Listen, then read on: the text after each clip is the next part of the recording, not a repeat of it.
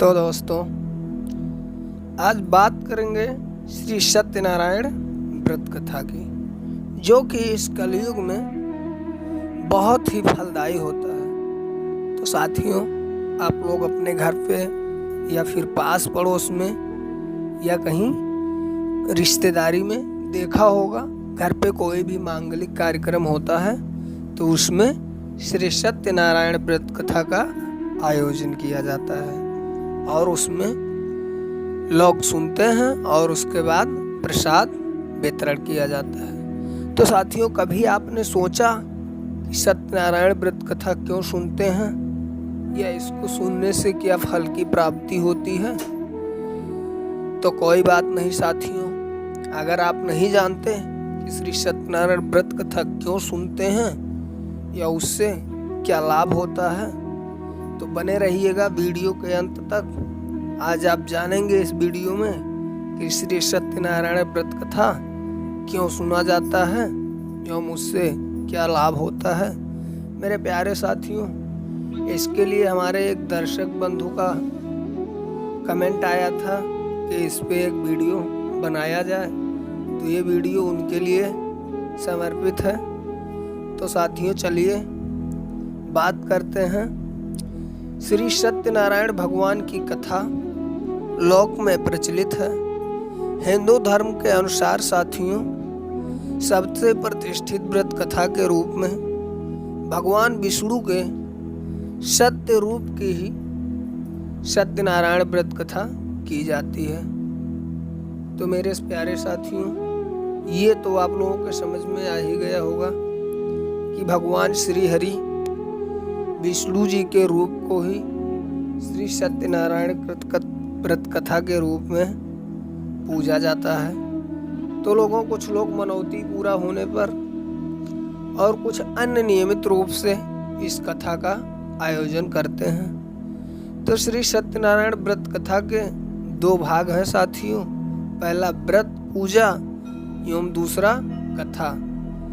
तो चलिए मेरे प्यारे दोस्तों, श्री सत्यनारायण व्रत कथा को स्कंद पुराण के अनुसार समझते हैं। तो मेरे प्यारे साथियों, इससे पहले फिर एक बार आप लोगों का स्वागत है आपके अपने YouTube channel my ideal Ram 8278 में।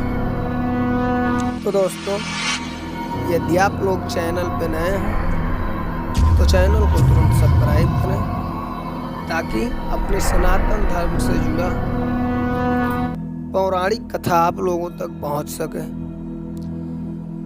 तो मेरे प्यारे साथियों, स्कंद पुराण के रेवा खंड में ये कथा संकलित की गई है। श्री सत्यनारायण व्रत कथा सत्य को नारायण यानी अर्थात श्री हरि विष्णु जी के रूप में पूजना ही सत्यनारायण भगवान की पूजा है।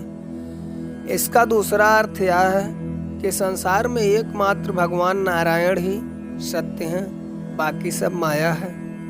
भगवान की पूजा कई रूपों में की जाती है, उनमें से भगवान का सत्यनारायण स्वरूप इस कथा में बताया गया है। तो साथियों, इसके मूल पाठ में पाठांतर के लगभग 170 श्लोक जो संस्कृत भाषा में वर्णित हैं, जो कि 5 अध्यायों में बांटे गए हैं, तथा इस कथा के 2 प्रमुख विषय हैं साथियों, जो कि सबसे महत्वपूर्ण है।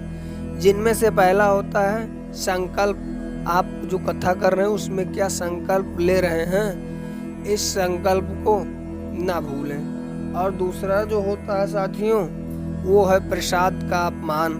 अगर आप इस कथा को कहीं सुन रहे हैं, यदि इसका प्रसाद नहीं ग्रहण किए तो आपको इसका अपमान होगा, इससे पाप भी लग सकता है और इसका पुण्य भी आपको नहीं मिलेगा। तो मेरे प्यारे साथियों, इसके 2 प्रमुख विषय हैं, पहला संकल्प और दूसरा प्रसाद। तो साथियों, व्रत कथा के अलग अलग अध्यायों में छोटी छोटी कहानियों के माध्यम से बताया गया है कि सत्य का पालन ना करने पर किस प्रकार की समस्या आती है। इसलिए जीवन में सत्य व्रत का पालन पूरी निष्ठा और सुदृढ़ता के साथ करनी चाहिए। ऐसा ना करने पर भगवान न केवल नाराज होते हैं, अपितु दंड स्वरूप संपत्ति और बंधु बांधवों के सुख से वंचित भी कर देते हैं। इसी अर्थ में यह लोक के सच्चाई की प्रतिष्ठा का लोकप्रिय और सर्वमान्य धार्मिक साहित्य भी है। तो मेरे प्यारे साथियों, प्रायः पूर्णमासी को इस कथा का परिवार में किया जाता है, जिसका विशेष पुण्य और विशेष मनवांछित फल की प्राप्ति होती है। लेकिन साथियों, अन्य पर्वों पर भी इस कथा को आप सुन सकते हैं, लेकिन पूर्णिमा के दिन इस कथा को सुनना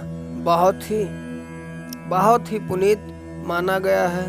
तो साथियों, इस कथा को विधि विधान से करने का जो नियम है, चलिए थोड़ा उसके बारे में जान लेते हैं कि इसे करने में किस किस पूजा सामग्री की आवश्यकता होती है। तो मेरे प्रिय साथियों, इनकी पूजा में केले के पत्ते व फल के अतिरिक्त पंचमृत, पंचगाभ, सुपारी, पान, तिल, मोली, रोली, कुमकुम, दूर्बा की आवश्यकता होती है, जिनसे भगवान की पूजा होती है। तो साथियों, सत्यनारायण की पूजा के लिए दूध, मधु, केला, गंगा जल, तुलसी पत्ता, मेवा आदि मिलाकर पंचामृत बनाया जाता है, जो कि भगवान को अत्यंत प्रिय है। और इन्हीं प्रसाद के रूप में फल, मिष्टान के अतिरिक्त आटे के भूनकर उसमें चीनी मिलाकर एक प्रसाद बनता है, जिसे सत्तू या पंजीरी के नाम से जाना जाता है। और उसका प्रसाद को सभी लोगों में वितरण किया जाता है। तो मेरे प्यारे साथियों, इस कलयुग का यह बहुत ही महत्वपूर्ण कथा है, जो कि समस्त पापों को विनाश करने वाला होता है।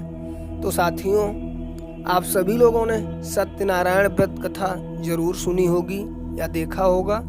तो साथियों, उसके बारे में हम अपने जानकारी के अनुसार स्कंद पुराण से संग्रहित करके जो जानकारी थी वो आप लोगों तक पहुंचा दिए। तो दोस्तों, कैसा लगा हमारा ये वीडियो?